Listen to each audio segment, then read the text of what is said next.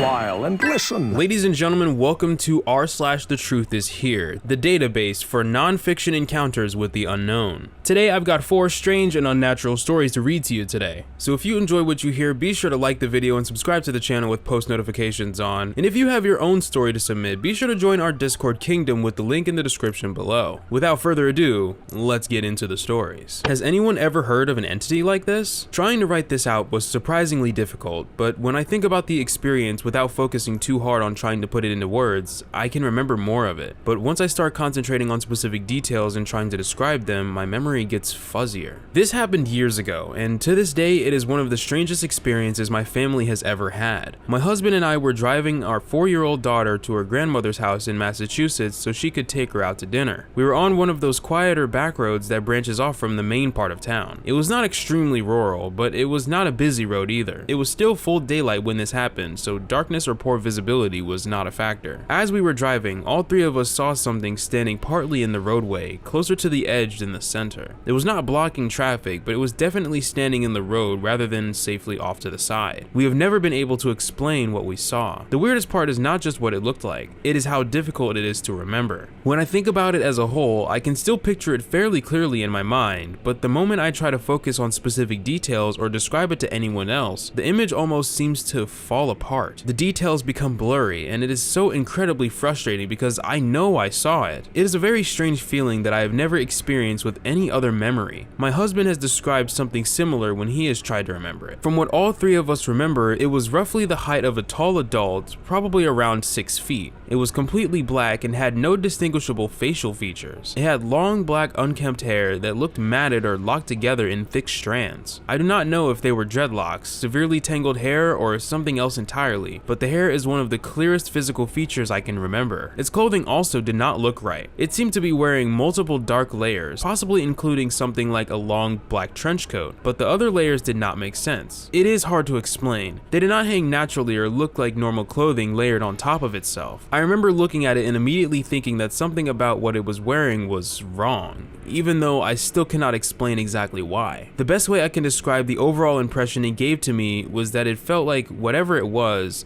trying to act like a person. I'm not saying that is what it actually was. That was simply the feeling I had while looking at it. It seemed almost human, but something about it felt fundamentally wrong. Then there was the umbrella. It was holding what looked like an old broken umbrella upside down with the canopy open. It was not simply carrying it or dragging it. It was pushing it back and forth along the pavement as if it were trying to use it like a vacuum cleaner. I know how ridiculous that sounds, but that is honestly the closest comparison I can make. It looked like someone repeatedly moving a vacuum across the floor, except it was using an open, broken umbrella upside down in the road. As we drove past it, its entire body slowly rotated toward our car, not just its head, its whole body. The movement was slow, deliberate, and unlike anything I've ever seen another person do. I do not remember seeing eyes or even a face, but I knew it was looking directly at us. The instant it turned toward us, both my husband and I experienced something I still cannot adequately explain. I have been scared before. I've been startled. I've been in dangerous situations. This was not any of those feelings. It was the most unnatural sense of dread and immediate peril I have ever experienced in my entire life. It felt primal, as though every instinct in my body was screaming that something was profoundly wrong. It was not a thought I had. It was an overwhelming feeling that hit both of us at the exact same moment. The strange thing is that it never chased us, never moved toward us, and never did anything outwardly threatening. Yet that feeling remains one of the strongest memories I have from that day. What finally broke the silence was our 4-year-old daughter from the back seat. In a calm, matter-of-fact voice, she simply said, "That wasn't real." Neither of us said a word to her. That sentence snapped us out of whatever we were feeling, but it also was what made the experience stick with us all these years. We've talked about it many times since then. The details remain frustratingly difficult to describe, but the core memories never change. The fact that it happened in broad daylight, the roughly 6-foot figure, the long matted hair, the clothing that somehow looked wrong, the feeling that it was trying to act like a person, the broken upside down umbrella being pushed back and forth like a vacuum cleaner, the slow full body turn toward the car, the overwhelming feeling of dread. I've searched online over the years and never found anyone describing something quite like this. So this would eternally freak me out. Can't even lie to you. I think the craziest part, in my opinion, is hearing your daughter, like your 4-year-old daughter, in the back seat saying that wasn't real. That kind of solidifies that you and your husband weren't just hallucinating or weren't just seeing things. Everybody saw that, and everybody is probably equally as freaked out by it. I can't imagine the 4-year-old daughter like growing up and telling this story to her friends and like having the exact same kind of feeling that you guys did. It's definitely not very often when you see something in real life that seems like it's pretending to be human. It seems like something straight out of a horror game or like one of those doppelganger skinwalker type video games where you just have to figure out if what you're looking at is a real person or not. Having a person or a figure like this do a full body turn toward the car, not just its head, a full body turn like you've never seen any other person do, I feel like you can definitely tell when something is just not human. And the fact that all 3 of you guys experienced that is wild. Someone died in my house. Now I think my mother's possessed. There could be some reasons behind this. My grandma was a white witch and apparently played the Ouija board, and something bad happened. But I was never allowed to be told what. She sages the house every week. Another thing, I think this is the big one. An old man died in my kitchen before we ever lived there. We really do think this is who possessed my mom, because everything that changed in her started tying back to that kitchen somehow. The way she only wanted to be in there, sleep in there, obsess over redoing it, it all keeps coming back to that one room and that one man. My parents first bought the house in 2012. When they first moved in, everything seemed normal. My parents' relationship, and especially my mom. I was very young at the time though. All of a sudden, my parents started arguing a lot, and it seemed very abusive, and it ended in them breaking up in 2019. My mom's behavior through most of these fights was very erratic. It got to the point where she cheated on him in front of him at my house and walked in laughing about it. They both used to change the locks to keep each other out of the house. There was drama at every corner, so many things overlapping each other. My mom ended up getting the house over my dad in court, meaning it became completely hers. During the court process, my dad actually lived in the house for a while with his girlfriend and her daughter, and both of them had weird experiences in that house too. Not just my mom. So it wasn't just her. At one point during all of this, around the time of my parents' breakup, we moved into my nana's for a little while. During that time, she wouldn't talk to herself at all. She seemed rather normal. It was while we were there that we all got a bit obsessed with crystals. My mom was the main person behind that, on top of my nana. Once we left, they mostly disappeared from my life, until my boyfriend started coming over, when I actually found one and ended up placing it out. I think it's got something to do with the good energy he possibly brought in. Now this is where things start to get weird. The thing is, my mom hated my dad for drinking. That was one of the main things she'd bring up against him during the fights. But after the breakup, right around the same time the switch started happening in her, along with the makeup changing and everything else, she started drinking herself. Actually drinking alcoholically, not just having a few. Around this time is when I really started noticing that switch happen in her during arguments. Her eyes would close when I said something back to her, and then they'd twitch. I would call her out during these arguments and call her crazy, and she would just start putting me down, name calling and insults. The name calling was bad. Things like blonde bimbo and slut. Just things you wouldn't say to your daughter at all. This would happen quite often. One time she smashed her own phone with a baseball bat. She would talk to herself too, swear at nothing, laugh at nothing, like she was having a conversation no one else was a part of. She started posting online about demons being under the bed, editing images to go with it, and got obsessed with looking up information about demons. Around this time, she also started collecting skulls and other kinds of demonic looking skull items around the house. She posted this on her Snapchat story, and I ended up calling out the weird behavior. She made my sister and me say a phrase about not letting anyone put bad luck on us, infinitely, but only when we were coming back from my grandma's house, who is a white witch and sages her house weekly. It's weird, right? Like she wanted to leave behind whatever came with us from the saged house. She completely changed her look and makeup, only wearing black makeup. She could pick up on scents incredibly well, perfume would constantly give her headaches, and she'd sniff it out of my bag and yell at me for it. There was never a time where she was nice about it. The one scent she hated the most was sandalwood, and the local trees here are about 70% sandalwood. My first boyfriend and current boyfriend bought me flowers once, and when I walked into the house, she said to me, "Why did he get you real flowers? They die. he should have got fake ones. She genuinely seemed to have an issue with the flowers. From what I've read, plants don't seem to live or grow well in a house with negative energy, so that stuck with me. Another weird thing is that she disliked my boyfriend from the start. He was the only man who came into the house at that stage who was actually a good person, which is part of why he's my first serious relationship. She had an issue with him coming over, and at one point told me to go into town to see another friend instead of seeing my boyfriend, and would constantly say no whenever I asked for him to come around. She later told me to get a pretty boy, not a rough nut, instead, and honestly, isn't that such a weird thing for her to even say? Like an old person thing to say, not something she'd normally say. He is such a kind, sweet-spirited person, and only has good vibes and energy around him. He's very high vibrational, and you can genuinely feel it off him. Makes me wonder if whatever was in that house just didn't like him because of that. My dad loves him, my stepmom loves him, my sister loves him,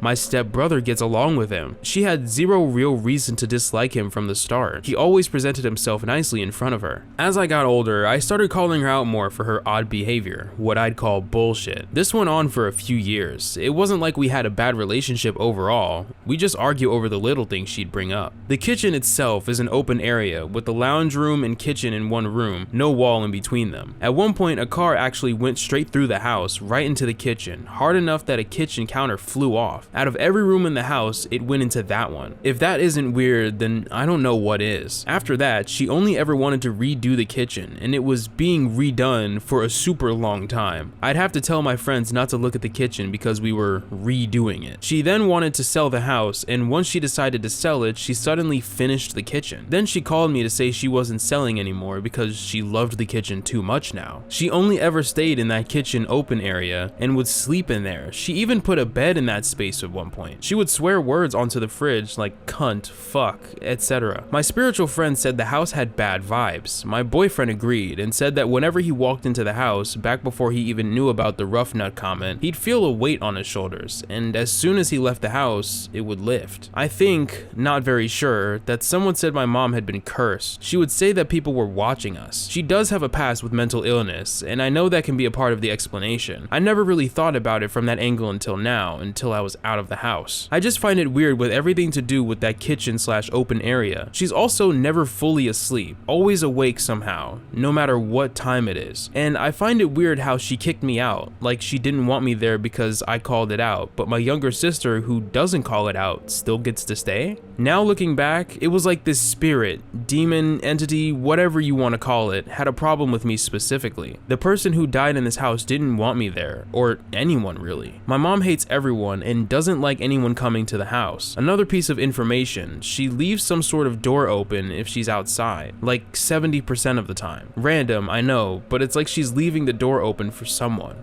My mom ended up kicking me out because she was selling the house, telling me I needed to be out by the end of the week. She then scrubbed my room completely clean while leaving my sister's room untouched so she could still sleep there. I understand this could come off as a bit of a daughter and mom thing, but I love my mom to death. I'm a mama's girl and I'll do anything to possibly bring my mother back if something has actually happened to her. I know I could just be reading into all of this, but it's just too weird. Every interaction, every conversation, every moment, every day, it's just a 50-50 with her, and you don't know what you're gonna get. It has always puzzled me, but when I think about it like this, it all just makes sense to me. I've had a counselor growing up because of all of this, and obviously being young, I was unsure about why it was all happening to me, but I've come to peace with it over time. This isn't like some crisis that just broke through out of nowhere for me. This is something that has been wrong with my mom for a long time, and I've known that for a while now. What I want to know is, could this be more than just a simple mental illness? It's always really sad and unfortunate to just see people shift like this, especially after having some kind of monumental event happen in their life. Tends to be negative. Having a history with mental illness, it could definitely play a part in this for sure. The part that really got me invested and started really thinking about this was when the Ouija board was mentioned and you weren't allowed to know exactly what happened with that. After leaving your Nana's house, your mom all of a sudden starts getting obsessed with like skulls and demon related things. Demon related paraphernalia is kind of strange. Your boyfriend literally being good energy and having like good vibes and like being a high vibrational person, a around a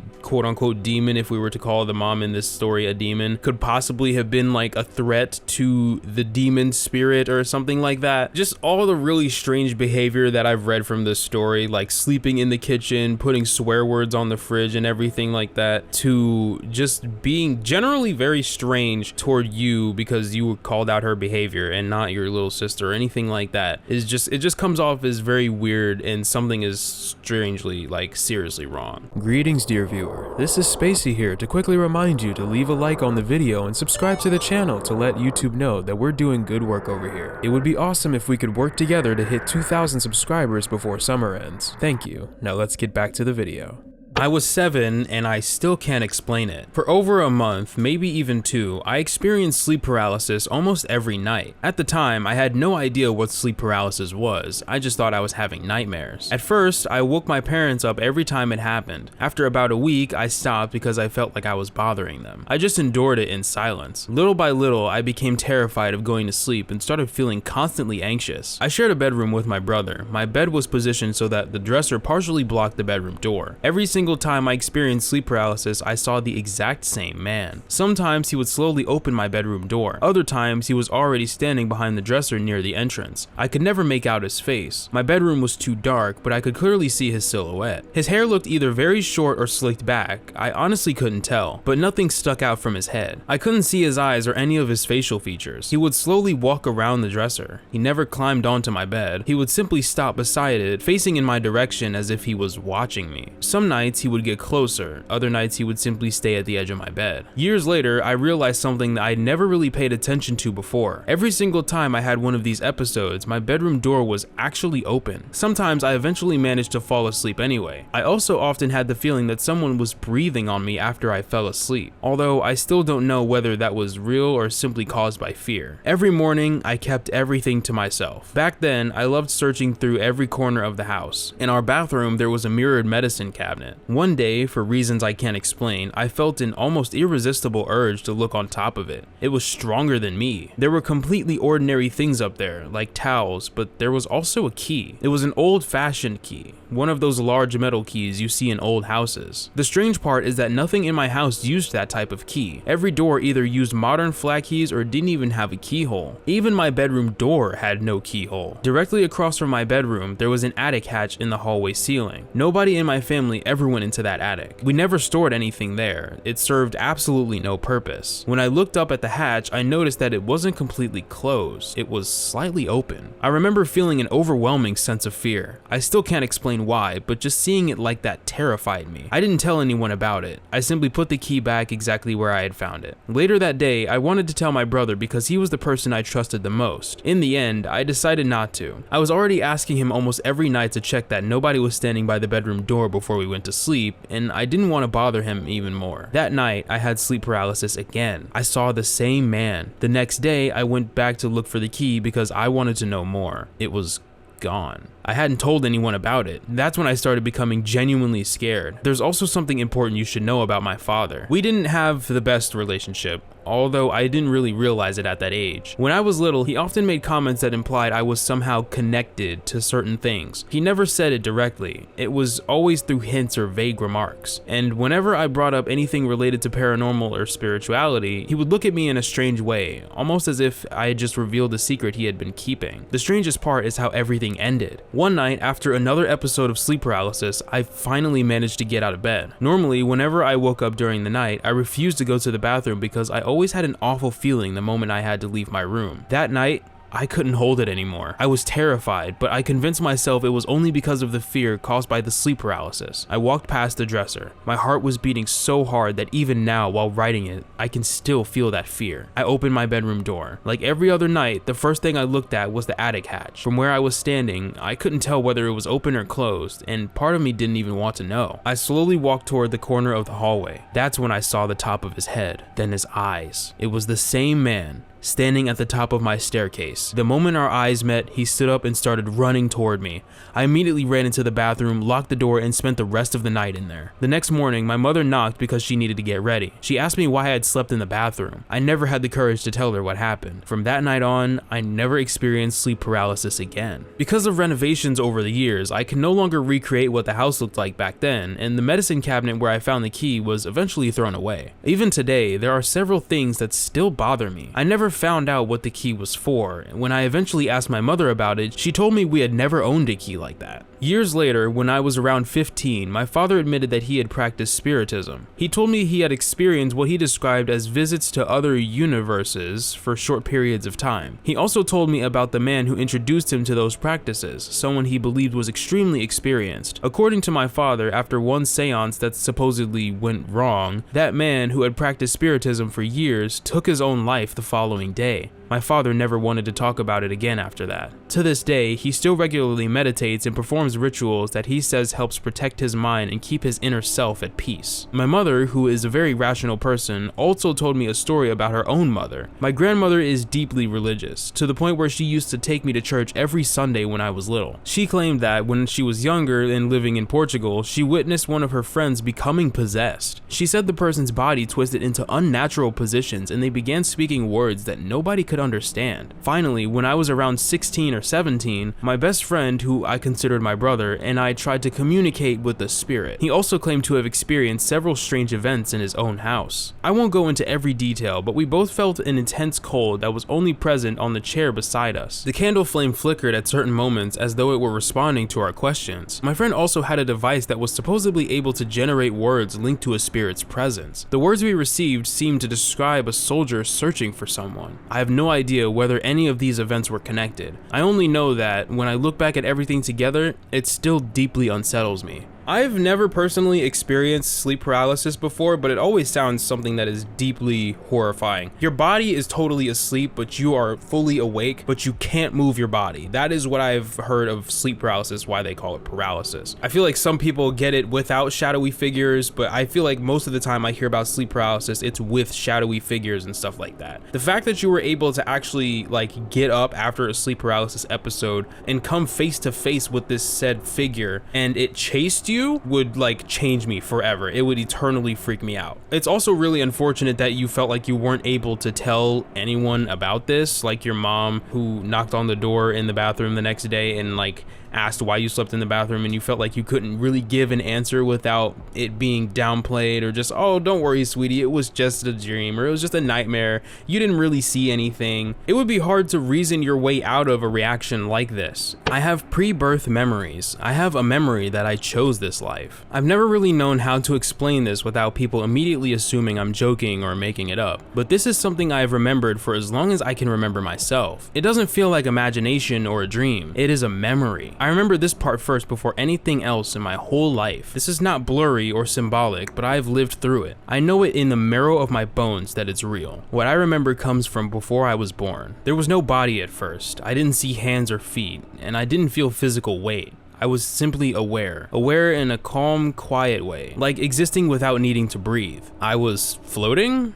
I don't know, but I have consciousness. Everything around me felt vast and open, but not empty. It felt intentional, peaceful, almost like waiting. There was a voice. I couldn't see who it was or what it belonged to, but I understood it perfectly without needing words explained. I know it's beside me, but no one is there, only light. The voice asked me which planet I wanted to live in. There were several. The voice showed me everything I need to know in what seems to be just only a moment, even though the information it provided was vast and meaningful. What stood out to me was a blue round object from far away. I remember being drawn to it immediately because of its color, a deep, vibrant blue that felt alive and beautiful. I felt amazed by it, almost fascinated, and I chose Earth because it looked so pretty. After that, the voice asked me about my path. Communication didn't happen through normal speech. It was more like meaning transferred directly into my understanding. I was told to choose what I feel is something I want to go through or experience. Suddenly, I became aware of countless wishes and situations, almost like glimpses of lives or possibilities passing by. Amongst them, one stood out, and it's a family wishing deeply for a baby girl. I could feel their belonging and warmth even without seeing them clearly. They felt kind, safe, and their wishes sincere, especially the father's wish to have a baby girl. I chose them, and once I made that choice,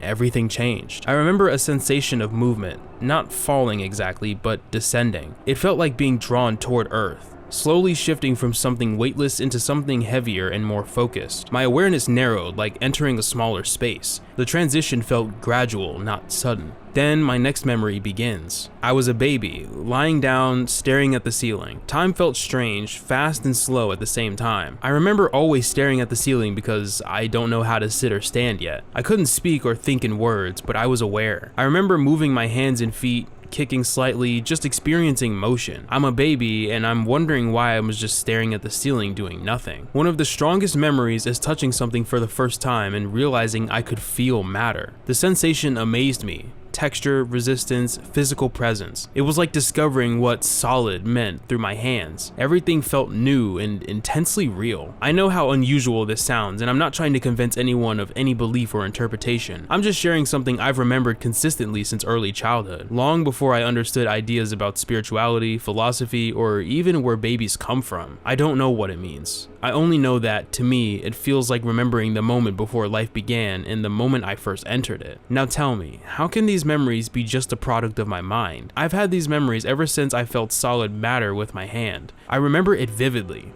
That's why no matter where life throws me, I feel like I somehow agreed to go through this in the first place. Before you tell me that I'm making this stuff up, I want to share that I had these memories before I even knew that the earth is round and made up of mostly water. I had these memories before I even learned about God or angels or spirits. I had these memories before I even learned about wishing or what family looks like. I started watching TV when I was 6 years old, and I mostly watched the news with my dad, and I remember him cursing at the TV because of our corrupt government. Also, because of the pre-birth memories, I started to believe sincerely in God when I was 7 years old, and I've just learned about him at church. Anyways, I don't care if these memories are real or just a product of my imagination. I'll learn about the truth anyway after I die in a very, very distant future. I don't really feel like this is entirely crazy. I feel like there is some merit to this, and I feel like this could tie into what dying possibly feels like, but backwards. Like totally backwards. I've heard a lot of people describe death as a very quiet, serene, kind of peaceful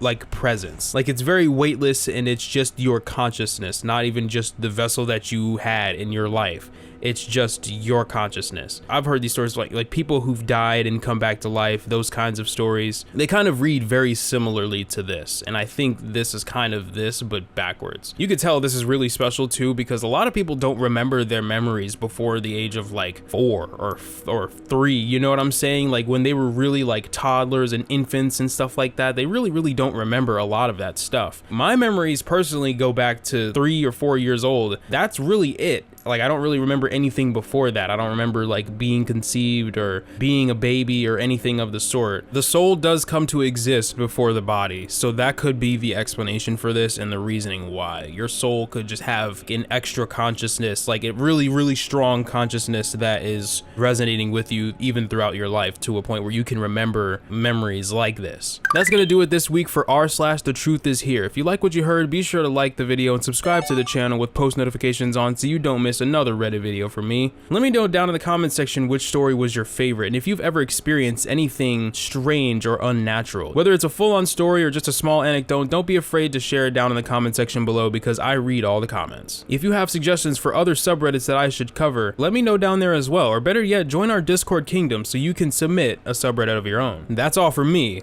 Later.